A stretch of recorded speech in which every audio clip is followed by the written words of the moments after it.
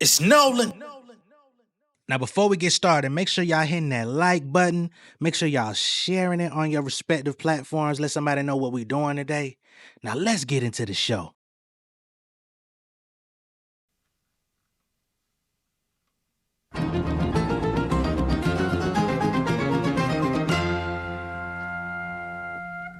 In the image of God, able to smite them, embracing my light. I can't leave this game without putting up a fight. These niggas clones, they digging they in the zip file. Shit was way better when Hov poured out the crystal. Nick with the pins down, maybe I should find you a pen pal. 20-year legends with classes, they dropping mid now. I guess the mission accomplished. We were sent to demolish the infinite knowledge. We living in privates, we shipping the product for free, still looking for profit. Somebody tell me how long before this shit get abolished. I sat back and reassessed it. If we ain't got the GPS, then who giving directions? Moving out of order, we paid dues and collections. Chasing after checks, but still skipping the checklist. Screaming gang gang, but bitching up for the detectives. Roddy plain Jane, decapitated your necklace. I done got some placements that never paid with detections. Nothing finna change, so why we talking elections? I'm on their ass. You a killer, then why you been taking photographs? All the line, this shit is making my modem crash. Niggas crying to me, but ain't putting up the cash. Suffering succotash. Don't make me stuff your ass, boy. I had the battle before they said I'm legit. Gigs out of state, I couldn't afford the trip. $100 tape, I started studying nip. Nigga, this a marathon, you better gas up the whip, fucker. What's going on, beautiful people? It's the kid J Nolan here. Welcome back to another episode of Inside the Industry, your number one source for music, entertainment, commentary, and breakdowns. Hope everybody's doing well out there this Wednesday afternoon going into the evening. In this particular video, we're going to be talking about Drake and his canceled tour. Surprisingly, the Anita Max Win tour, for whatever reason, they have some sketchy shit going on. I got to be honest. They came out with a random announcement last night stating that the remainder of the tour, which is really only about like 4 or 5 shows left, have been canceled due to scheduling conflicts or something of that nature. I find it very interesting that the tour is being canceled in the midst of Drake and UMG filing paperwork toward their legal battle in the very same week. I just did a video yesterday talking about how Drake has been trying to force UMG to come sit at the table, to come sit and do a hearing and a pretrial conference. I believe the hearing is supposed to be like within the next week or so, or a couple weeks, I should say. And then the pretrial conference is April 2nd. They're trying to like get UMG to respond, to hurry up and confer with them, put a confirmation in with the judge to say that they could have that meeting. And at the same time, Drake is canceling the remainder of his tour dates. I don't know what it is exactly, the method is of his madness, but let's just get into this article here from Rolling Stone Australia, because this is his Australian tour, where they broke this information. So here we are. Drake officially cancels remaining Australian, New Zealand tour dates due to scheduling conflict, so-called. Following speculation, Drake has officially called off his Australia and New Zealand tour early. Let's get into it. They say in a statement exclusively provided to Rolling Stone Australia, New Zealand, Drake's rep confirmed the surprise cancellation, citing as a scheduling conflict. We are actively working on rescheduling these dates along with some additional shows. The statement reads, all tickets for the affected shows will remain valid for the new dates. Refunds will be available for those who prefer, but please note that as these shows are sold out, any refunded tickets will be released for sale. Okay? They haven't given out a real good reason as to what these scheduling conflicts are. You would think that there would be no scheduling conflict because of the fact that this was already pre-made. Drake had been leading up to this tour for the last couple of months before he even started it. So what are the scheduling conflicts all of a sudden? What, he got to show up at somebody's baby shower? He's showing up at a wedding? Like the family emergency or something? Or are you trying to get back to the States to try to force UMG to sit down and have a conversation with you. I don't know. I'm just speculating. Right? They say, we sincerely apologize for the inconvenience and appreciate your patience. Drake and the entire team have had an incredible time doing these shows and are excited to return soon. We look forward to sharing the rescheduled dates with you as soon as possible, the statement concludes. Drake's Anita Max Win Tour had back-to-back nights at Auckland Spark Arena, remaining on Saturday, March 15th and Sunday, March 16th, as well as a Brisbane show on Tuesday, March 4th, and an extra Sydney stop on Friday, March 7th. The tour has already hit major cities, including a rare stop in Perth, Drake's first gig there since 2015, plus shows in Melbourne, Sydney, and Brisbane. His visit just so happened to line up with Kendrick Lamar's Super Bowl halftime show, which doubled as a victory lap in their one-sided feud. Kendrick hit the stage rocking a diamond chain with a Lil K, we already know that, come on, and dropped his Drake-destroying anthem, Not Like Us, in front of 100 million people, 133 million to be exact, because Drake is even referencing it in the latest filing in his legal battle with UMG. They say Drake, meanwhile, was making his own headlines. He just dropped a surprise collab album. I don't know how much of a surprise it was. Niggas knew that shit was coming. It didn't drop out of nowhere. What y'all talking about? Rolling Stone, Australia? I'm trying to talk how y'all talk and pronounce the shit how y'all doing. Y'all can't even get it right. Anyway, he just dropped a surprise collab album, Not, with fellow Canadian party Next Door, Some Sexy Songs for You, marking his first chart-topping record since last year's feud with Kendrick. Drake also made the most of his time down under.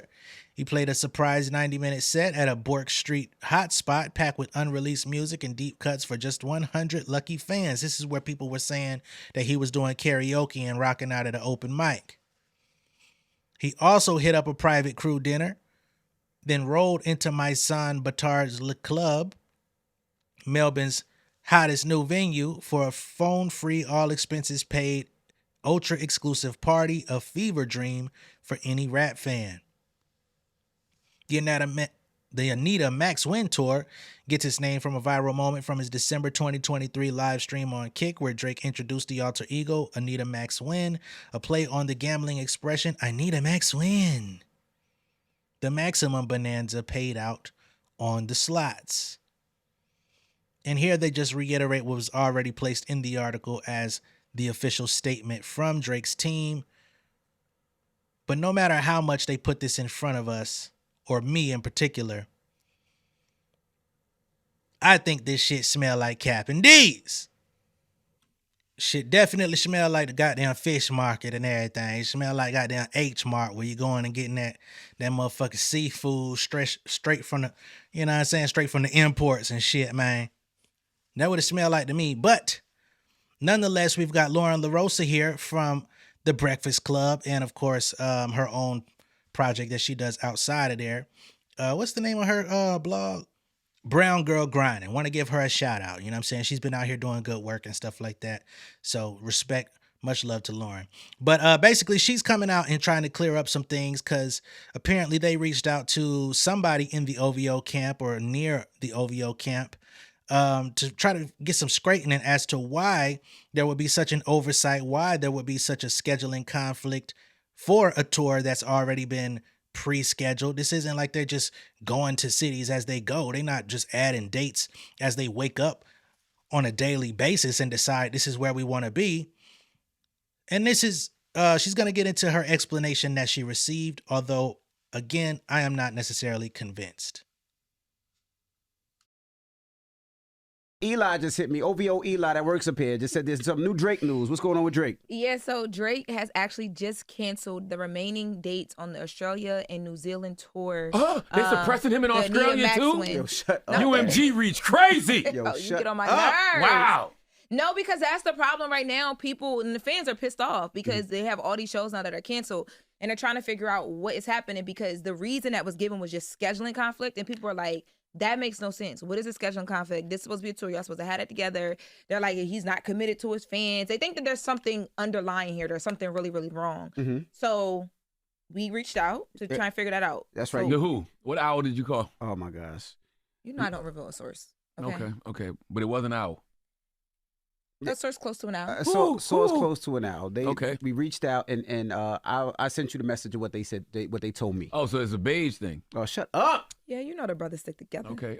Oh my God. Y'all probably call each other bros because y'all like not brothers. No, they definitely call each other beige. What are y'all talking about? Okay, so they said, so what I'm told from a source is that everything is good, y'all. So y'all can relax on Drake. They just had a routing mess up towards the end of the tour. So basically, they had Drake doing 4 shows in 16 days. So essentially, if he had done that, he would have been sitting around in Australia doing nothing for 12 days. And that's a huge waste of money and time because you got to pay for his dancers, his production, his lighting crew. It's like there's a lot of overhead for the tour. So they just, scheduling conflicts. I'm assuming they're going to figure it out for the fans who didn't get to see the rest of the show. That don't make any sense. So you said he'd have been sitting there for 12 days in between shows. Yeah, I guess they weren't consecutive. So the way they did it was they didn't know that before they booked him? That's why fans are upset and they're trying to figure out, well, what was the conflict? And that's why we're here answering what the conflict was. Well, wouldn't you just fly home? If you got 12 days in between, go Even do if something he else? flies Australia's like a home- 20-hour flight, 22-hour That's flight. my point. There's nothing else you can go do But for 12 days? it's not that easy, though, right? Because even Don't if he Drake, got a plane? But if Drake flies home, it's a 737, I believe, right? That only How much fits how many cost to people. fly that? He home? still has a whole production team. He has dancers. He has wardrobe. He has hair. There's a big. You ever been to a concert? But the reality is he's coming home anyway then. What do you mean? Well, the tour's over. He doesn't have to sit That's there. what I'm 12 saying. days. He's coming home. He's coming home. Take care of other business. And when will the tour start back? I don't know. They got to refund people their tickets and figure it out when they next have the dates. I'm sure when the tour dates are a little closer to each other. I think it's more to the story. Suppression on the bridge, y'all. shut up, UMG is suppressing something. The effective dates are going to be Brisbane. Am I saying that right? What are those dates? March 4th. Sydney was going to be March 7th. Auckland. That's next week. March 15th and 16th. They're looking ahead now. They're here. That's 10 days apart from those 2 dates. And yeah, so I guess they're going to try to get the dates closer to each other so they could just rock out closer and then don't have to worry about the time off. Let me see when Kendrick going to we Australia. sincerely apologize for the inconvenience and appreciate your patience. Drake and the entire team have had an incredible time doing these shows and are excited to return soon. We look forward to sharing the rescheduled dates with you as soon as possible. So it will be rescheduled. They'll probably make the dates closer, like they I said. don't know how oversight like that happens though on a tour this big. Exactly. But I will say that. So fans have a right to feel how they feel, but at least we can fill them in on what's the tea, like what would happen. All right, so that's Lauren LaRosa and DJ Envy trying their best to clarify what this is all about, what is afoot with Drake. But to be honest, it's really unexplainable. How soon are they going to rebook these dates? You know what I'm saying? Because the last time that Drake even traveled out to Australia, New Zealand to do a tour, what was it, about 8 years or something like that? Like, it's been a very long time. I think 2016, 2017, somewhere around that margin. I can't say off the top of my head, but I know it was in the teens of the 2000s, and no pun intended there. Since he's been there, and just an abrupt, we ain't doing no more dates. Like, you did 2 back-to-back dates. I think he was scheduled to do one more in Sydney or something like that. Let me pull up the itinerary for myself. So he was in Brisbane. He performed there on the 24th and the 25th, which was last night. He even was talking about paying somebody medical bills or some crazy shit at the tour last night. And he was supposed to go back to the Brisbane Entertainment Center on March 4th. Now, they say there was like a 12 days of, I guess, lapse time where they're not going to be doing anything. So 25th was last night. The next show was supposed to be March 4th. That's not 12 days. That's what, February is only 28. So technically 2, 4. So that's like 6 days of break. It's about a week, that they would have had to pay for all of the crew, the production members, everybody that's a part of it to like have their stay, food, etc. But I thought y'all would have accounted for that ahead of time. Y'all have had like 4-day breaks, 2-day breaks, 3-day breaks in between shows up until this point. So it sounds to me like they're trying to cut some corners on spending money. Some people believe that the tours that the tour dates weren't selling very well. I've seen some folks talking about that online. I don't know that to be true. From what I saw of the tour footage, I got to be honest, it did look like they were pretty packed out dates. But for whatever it is, the nigga ain't going back. He ain't finishing it out. Now, if Kendrick Lamar does this shit with the Grand National Tour, you could bet it's going to be a bunch of podcasts. It's going to be a bunch of media personalities then saying, what's the problem? You were just at the Super Bowl. You got the biggest album. You're selling the most records in 2024 and 2025. You're the biggest name in hip hop. You've overthrown the champ. What's going on? But as people like myself and others talk about this Drake thing, I can only imagine that his fans are looking at this like, dog, nothing's going on. There's nothing wrong. There's an explanation for this. It's perfectly understandable. Okay.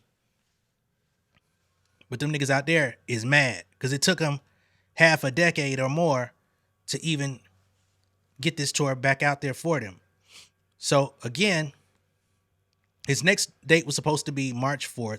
He was then going to be traveling to Sydney, Australia on March 7th. Then there was going to be another break for them to get to Auckland, New Zealand for March 15th and 16th. Right? So now they got to get that stuff worked out. Either the fans can get their refunds and go about their lives, or they can sit around and wait until they get emails from Live Nation about when's the next time they can actually see Drake, which could be in the future months to come, or it could take a year or more before he actually decides to go specifically back to Australia, New Zealand, because he might fuck around and do an American tour after putting out this new album with him and Party for the remaining American fans, you know what I'm saying, that are out there, and then fuck around and forget all about them people. So I can understand if you're a Drake fan, if you're out there in down under, you out there down under, I can understand why you would be mad as fuck. You know what I mean? Sound like your boy might be a little down bad himself. Okay.